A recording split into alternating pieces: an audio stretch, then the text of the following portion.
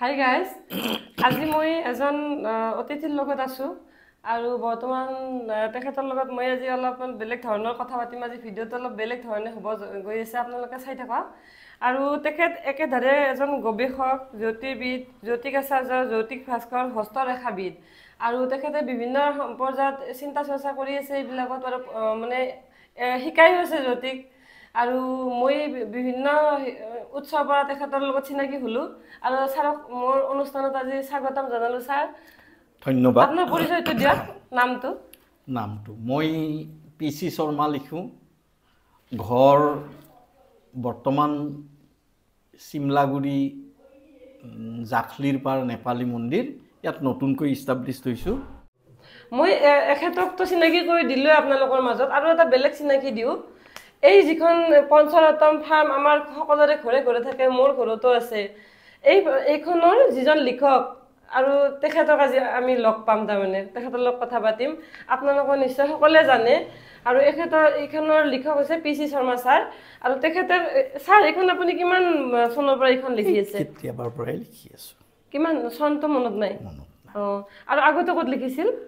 আগতে মই কালপুৰুষ সৃষ্টি এইবিলাক আলোচনীত মই বহুত প্ৰবন্ধ পাতি লিখিছো তাৰ উপৰি ভাৰতৰ অসমৰ বাহিৰৰ টাইমছ এণ্ড ফৰকাষ্ট এইখন আলোচনীত মই লিখিছিলোঁ পশ্চিমবংগৰ আলোচনীও কেইবাখনতো মই বঙলা ভাষাত প্ৰবন্ধ লিখা বহুত সৌভাগ্য আজি বুদ্ধ পূৰ্ণিমা আৰু এনে এটা ভাল দিনত আজি ছাৰৰ ঘৰত অতিথি হৈছো আৰু সঁচা মোৰ মনটো বহুত ভাল লাগি আছে বিভিন্ন পৰ্যায়ত মই শুনি আছিলো ছাৰৰ কথা কিন্তু আপোনালোকক দেখাব পৰা নাছিলো এনেকৈ সুবিধা হোৱা নাছিল আৰু আজি ছাৰৰ লগত মই অলপ ৰাজনীতিৰ বিষয়ে কথা পাতিম যে বৰ্তমান লোকসভা নিৰ্বাচনৰ ধৰক ৰিজাল্ট দিব আৰু ফলাফল ঘোষণা হ'ব অলপতে তাৰে বিষয়ে আজি ছাৰৰ লগত জ্যোতিক শাস্ত্ৰই দি কেনেকুৱা ৰিজাল্ট হয় সেইটো অলপ ছাৰৰ পৰা জানিব বিচাৰিম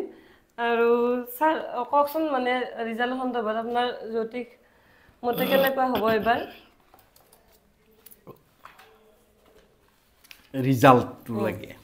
ৰিজাল্টটো আমি দেখছো যে ভাৰতবৰ্ষত 4টা ৰাশিত গ্ৰহ আহিলে সাধাৰণতে বেয়া হয় এই 4টা ৰাশি হ'ল কি যে মেঘ কৰ্কট তুলা আৰু মকৰ এই 4টা ৰাশিত যদি শনি ৰাহু কেতু সঞ্চাৰ কৰে ইয়াত কি থাকব শনি কেতু এই 3টা গ্ৰহৰ যিকোনো এটা গ্ৰহ যদি স্থিতি হয় সেই সময়খিনি শাসকত থকা দলটোৰ বিপক্ষে বহুত আন্দোলন হয় বহুত মানে খেলিমেলি হয় আৰু শাসক দলটো প্ৰায় মানে বিভিন্ন সমস্যাত জৰ্জৰিত হৈ পৰে গতিকে আমি বৰ্তমান দেখছো যে মেঘ কৰ্কট তুলা মকৰ এই 4টা ৰাশিত শনি ৰাহু কেতুৰ অৱস্থান নাই গতিকে শাসকীয় দলটোৰ পক্ষে আমি এক প্ৰকাৰ ভাল আশা কৰিব পাৰো এতিয়া আমি মূলতঃ ভাৰতৰ ৰাজনৈতিক স্থিতিটো যে দুটা দলক কেন্দ্ৰ কৰিয়ে ভাৰতবৰ্ষত বৰ্তমান ৰাজনীতি চলিছে দুটা দলৰ ভিতৰত কি যে এটা হ'ল কংগ্ৰেছ ই দল আৰু আনটো হ'ল কংগ্ৰেছ ই দল তথা তেওঁলোকৰ সহযোগী দলবিলাক আৰু দ্বিতীয়টো হৈছে ভাৰতীয় জনতা পাৰ্টি আৰু তেওঁলোকৰ সহযোগী দলবিলাক মূলতঃ এই দুটা দলৰ মাজতে এইবাৰ আসন্ন নিৰ্বাচন চলি আছে গতিকে সামগ্ৰিকভাৱে আমি নিৰ্বাচনী ফলাফল কি হ'ব পাৰে এতিয়া আমি চাইছো যে ৰাশি চক্ৰ কংগ্ৰেছ ই দলৰ লগ্ন কুম্ভ লগ্ন সপ্তম স্থানত শনি আছে বক্ৰগতিত ষষ্ঠ স্থানত মংগল আছে বক্ৰগতিত আকৌ বৃহস্পতি আছে পঞ্চম স্থানত বক্ৰগতিত চন্দ্ৰ ৰাহু কনজাংশন হৈ আছে বুধ আছে দশম স্থানত শুক্ৰ আৰু ৰবি ক্ৰমে একাদশ স্থানত আছে এইটো কংগ্ৰেছ ই দলৰ ৰাশি চক্ৰ এলাকৰ ৰাশি চক্ৰত আমি দেখা পালো যে কংগ্ৰেছ ই দলৰ বৰ্তমানৰ যিটো ৰাশি চক্ৰ এই ৰাশি চক্ৰ মতে আমি দেখা পাইছো যে বৃহস্পতি গ্ৰহটো তেওঁলোকৰ সাধাৰণতে সিংহাসনৰ যিটো অধিপতি সিংহাসনৰ বিচাৰ কৰা হয় সেইটো দ্বিতীয় স্থানৰ পৰা সিংহাসন দেখা যায় তে এই দ্বিতীয় স্থানটোত বৰ্তমান প্ৰেজেন্টত ৰাহু গ্ৰহটো শনিৰ লগত কনজাংশন হৈ আছে শনি আৰু ৰাহু মিত্ৰ গ্ৰহ কংগ্ৰেছ পক্ষৰ কাৰণে শনি আৰু ৰাহু দুটাই শুভকাৰক নহয় গতিকে কংগ্ৰেছ ই দলে কিমানখিনি ভাল ফল কৰিব পাৰে বা তেওঁলোকৰ সহযোগী দলে এইটো নিশ্চয়তা নাই তাৰ উপৰঞ্চি এই দলটোৰ ক্ষেত্ৰত বৃহস্পতি বৰ্তমান সঞ্চাৰ হৈ চতুৰ্থ স্থানত লগ্নৰ পৰা চতুৰ্থ স্থানত এই বৃহস্পতি গ্ৰহটো কন্যা আৰু কুম্ভ লগ্নৰ কাৰণে পাপ গ্ৰহ হিচাপে চিহ্নিত হয়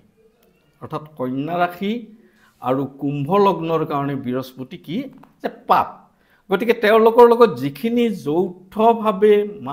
লগ লাগিছে যিখিনি দল লগ লাগিছে সেইখিনিও যেন সময়ত এৰা খাব পাৰে এই হল কংগ্ৰেছ ই দলৰ ৰাশি চক্ৰৰ ফল এতিয়া আহিল তেওঁলোকৰ মূলত কি যে তেওঁলোকৰ কি পাপগ্ৰহৰ ফল এনেকুৱাকৈ ঘটিব লগা হ'ল তেওঁলোকৰ শনি বক্ৰগতিত কেতুৰ নক্ষত্ৰত আছে এই কেতু গ্ৰহটো ধনস্থানত আৰু বৰ্তমান শনি তেওঁলোকৰ লগত লগ্নত আছে যদিও সি প্ৰায় লগ্ন আৰু ৰাহুৰ সম্বন্ধ এটা মিত্ৰ সম্বন্ধত বন্ধ খাই আছে এটা হল তাৎকালিক ৰাশি চক্ৰ এই ৰাশি চক্ৰটো মই অংকন কৰি দিম প্ৰেজেন্টত যেটো তাৎকালিক ৰাশি চক্ৰ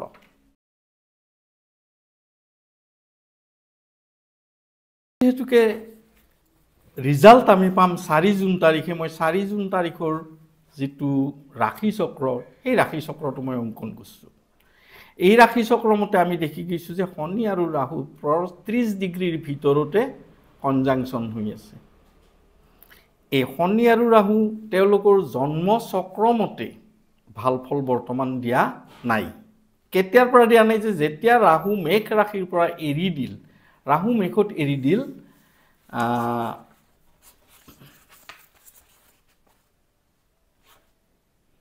23 চনৰ 28 নৱেম্বৰৰ পৰা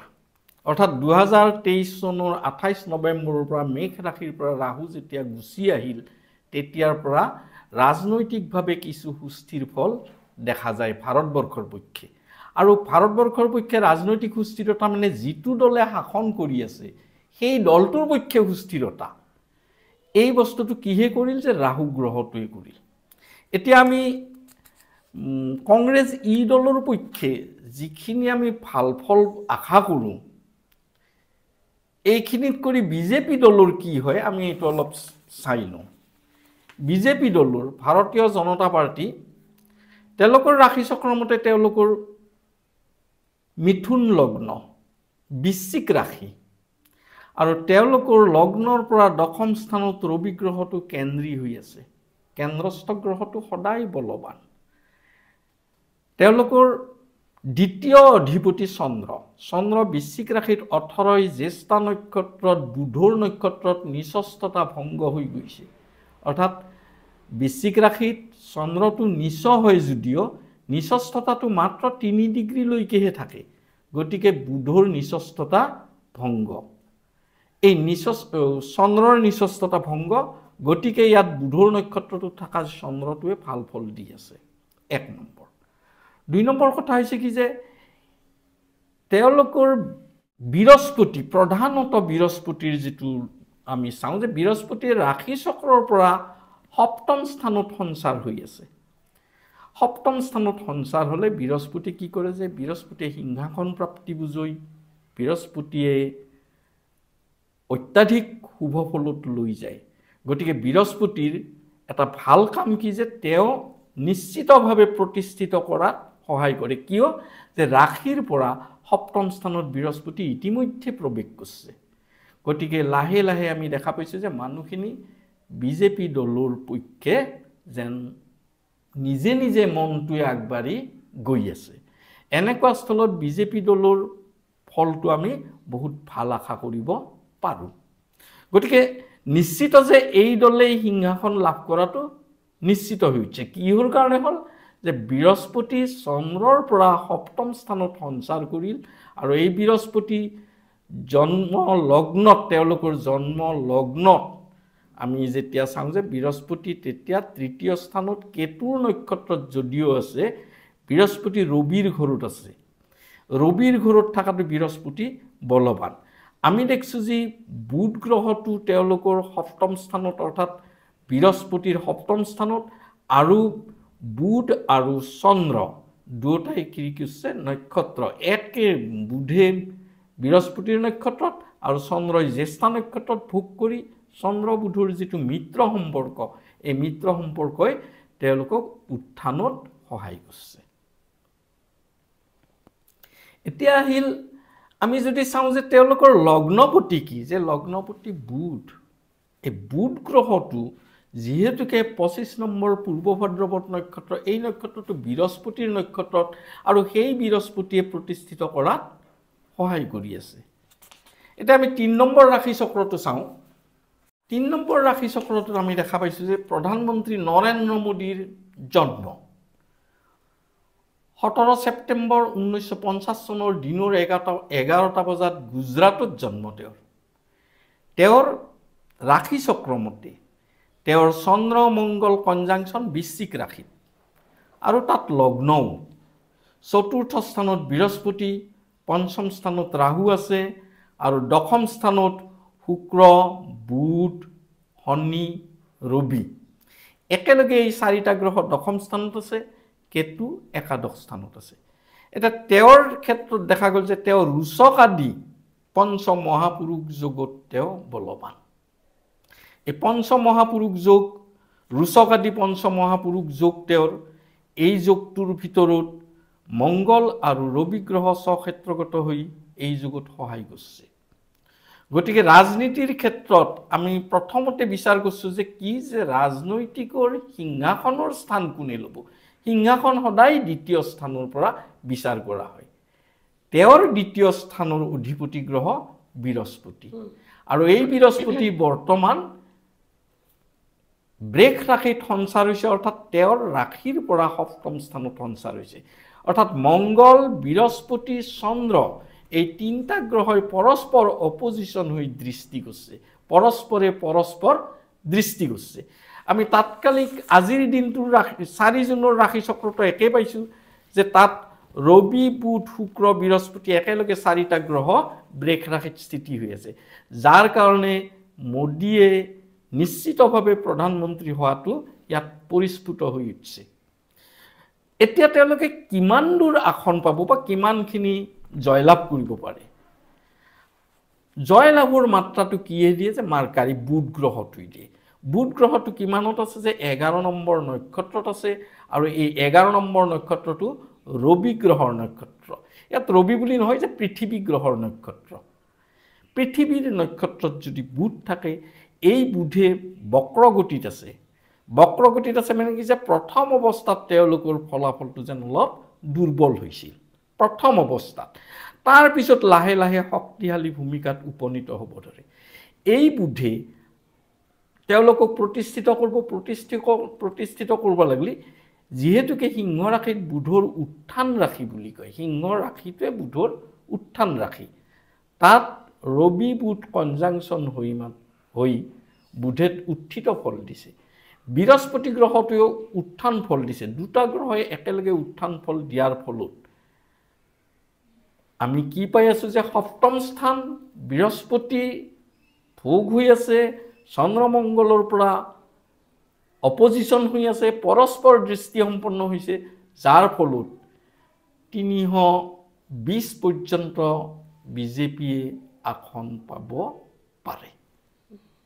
320খন যদি আসন পাব পাৰে তেওঁলোকক কিমান